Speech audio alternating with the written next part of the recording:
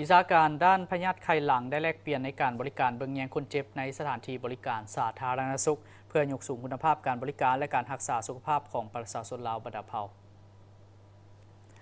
กองประชุมทบทวนวิชาการด้านพยาธิไข้หลังของสมาคมแพทย์ไข้หลังลาวร่วมมือลาวไทยญี่ปุ่นครั้งที่ 3 ได้จัดขึ้นในวันที่ 28-29 มีนาคม 2025 ที่นครหลวงเวียงจันทร์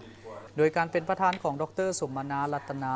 รองหัวหน้ากรมปิ่นปัวและฟื้นฟูหน้าที่การกระทรวงสาธารณสุขกองประชุมครั้งนี้ได้ทบทวนคืนการปฏิบัติเวียกงานพัฒนาสมาคมแพทย์ไข้หลังลาวในระยะผ่านมาเพื่อซอกให้เห็นด้านตั้งหน้าของโครงข้างจะได้สืบต่อแก้ไขและเป็นเวทีแลกเปลี่ยนด้านเวียกงานปิ่นปัวพยาธิไข้หลังโดยมีเชี่ยวชาญวิชาการด้านพยาธิไข้หลังของส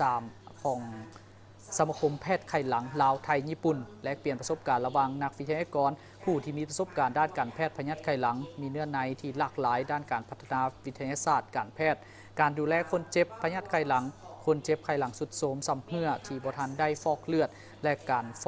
ะได้ฟอกเลือดให้มีประสิทธิภาพและมีมาตรฐานเดี่ยวทั่วประเทศซึ่งเป็นประโยชน์และมีคุณค่าสูงให้กับพนักงานแพทย์หมอลาวได้มีโอกาสเสริมสร้างขีดความสามารถประสบการณ์และความรู้เทียบเท่าระดับสากลเวียกงานวิทยาศาสตร์การแพทย์ได้มีการค้นคว้าและการพัฒนาวิชาการ